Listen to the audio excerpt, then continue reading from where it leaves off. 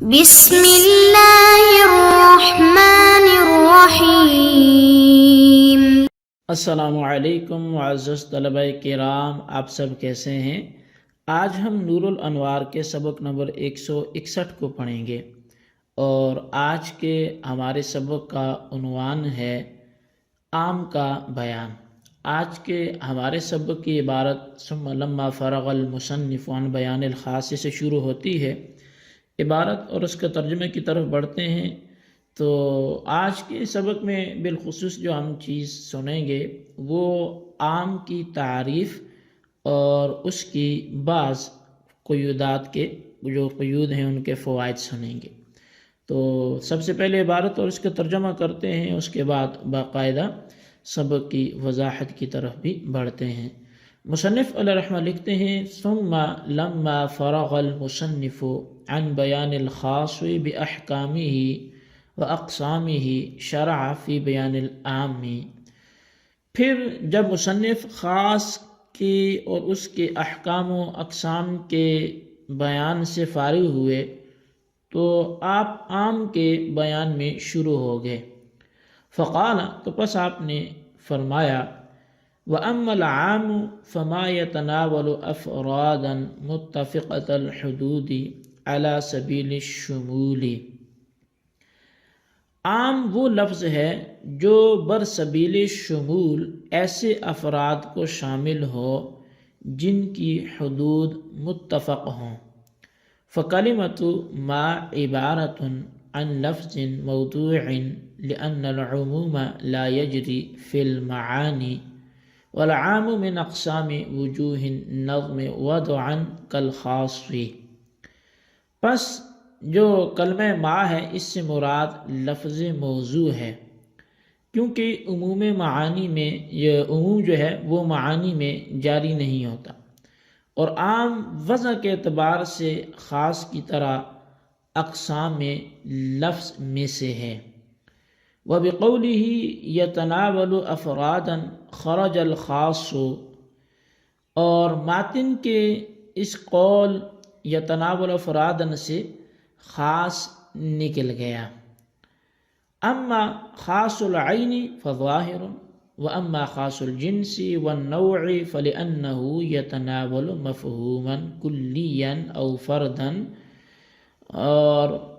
رہا خاص العین تو پس وہ تو ظاہر ہے، یعنی خاص العین کے نکلنا تو ظاہر ہے، اور رہا خاص الجنس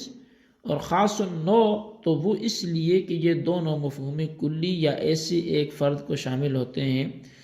جو افراد کثیرہ پر صادق آنے کا احتمال رکھیں۔ مفہوما کلیا او فردا واحدا يحتمل الصدق على كثيرين وليس هو بموضوع للافراد بنفسه، اور خاص الجنس اور خاص النوع بذات ہی افراد کے لیے یہ موضوع نہیں ہے۔ وَكَذَا خَرَجَ أَسْمَاءُ الْعَدَدِ لِأَنَّهُ يَتَنَاوَلُ الْأَجْزَاءَ دُونَ الْأَفْرَادِ، اور اسی طرح اسماء عدد نکل گئے کیونکہ عدد اجزاء کو شامل ہوتا ہے نہ کہ افراد کو۔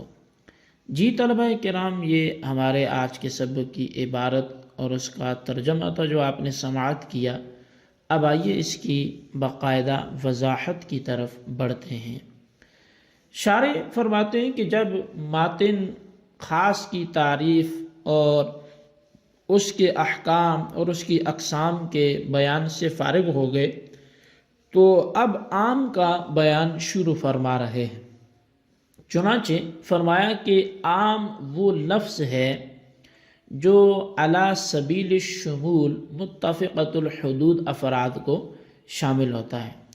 یہ خیال رہے کہ تعریف میں افراد متفقۃ الحدود سے ماہیت اور حقیقت میں افراد کا متفق ہونا مراد نہیں ہے، بلکہ افراد متفقۃ الحدود سے مراد وہ افراد ہیں جو معنی کلی اور مفہوم کلی یعنی لفظ کے مدلول کے صدق میں متفق ہوں، یعنی لفظ عام کا جو مدلول ہے وہ تمام افراد پر یکساں صادق آتا ہو۔ اب صاحب نور الانوار کہتے ہیں کہ متن میں کلمہ ما سے مراد لفظ موضوع ہے، یعنی کہ اب یہ چونکہ قیود کے فوائد بیان کیے جا رہے ہیں تو جو کلمہ ما اس سے مراد لفظ موضوع ہے، کیونکہ معانی کے اندر عموم جاری نہیں ہوتا، یعنی معانی عموم کے ساتھ نہ حقیقتاً متصف ہوتے ہیں اور نہ ہی مجازاً متصف ہوتے ہیں، اور جب معنی عموم کے ساتھ کسی طرح متصف نہیں ہوتا تو معنی عام نہیں ہوگا بلکہ لفظ عام ہوگا، اور جب عام معنی نہیں ہوتا بلکہ لفظ عام ہوتا ہے تو تعریف عام میں کلمہ ما سے مراد لفظ ہوگا نہ کہ معنی۔ بعض حضرات نے کہا کہ معانی عموم کے ساتھ مجازاً متصف ہوتے ہیں، اور بعض نے کہا کہ معانی عموم کے ساتھ حقیقتاً متصف ہوتے ہیں، جیسا کہ لفظ حقیقتاً عموم کے ساتھ متصف ہوتا ہے۔ پس ان دونوں اقوال کی بنا پر کلمہ ما سے مراد لفظ نہیں ہوگا بلکہ شے ہوگا، یعنی عام وہ شے ہے، اور یہ اس لیے کہ شے لفظ اور معنی دونوں کو شامل ہے، لہٰذا عام کی تعریف میں لفظ اور معنی دونوں کو شمولیت لہٰذا عام کی تعریف میں لفظ اور معنی دونوں کو شریک کرنے کے لیے ان دونوں اقوال کی بنا پر کلمہ ما سے مراد شے ہوگا۔ اچھا، من اقسام وجوہ میں اضافت بیان کے لیے، کیونکہ وجوہ سے مراد بھی اقسام ہی ہیں۔ حاصل یہ کہ جس طرح خاص وضع کے اعتبار سے لفظ کی قسم ہے، اسی طرح عام بھی وضع کے اعتبار سے وہ لفظ کی قسم ہے۔ شارح نے فوائد و قیود بیان کرتے ہوئے فرمایا کہ ماتن کے قول یتناول افرادن کی قید کے ذریعے عام کی تعریف سے خاص نکل گیا ہے، اور اسی خاص کے قبیل سے مثنیٰ ہے، کیونکہ مثنیٰ دو فردوں کو شامل ہوتا ہے نہ کہ افراد کو۔ صاحب نور الانوار کہتے ہیں کہ خاص العین کا نکلنا تو ظاہر ہے، اس لیے کہ خاص العین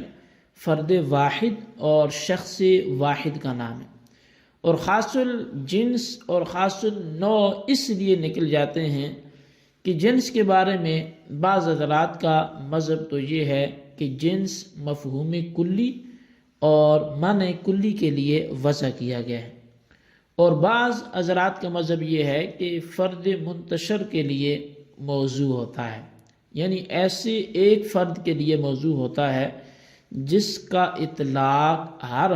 فرد پر ہو سکتا ہے، اور کثیر پر صدق کا احتمال بھی ہو سکتا ہے، اور نو مفہوم کلی اور معنی کلی کے لیے موضوع ہوتا ہے۔ تو حاصل یہ کہ خاص الجنس اور خاص النوع مفہوم کلی کے لیے موضوع ہوں یا فرد منتشر کے لیے موضوع ہوں،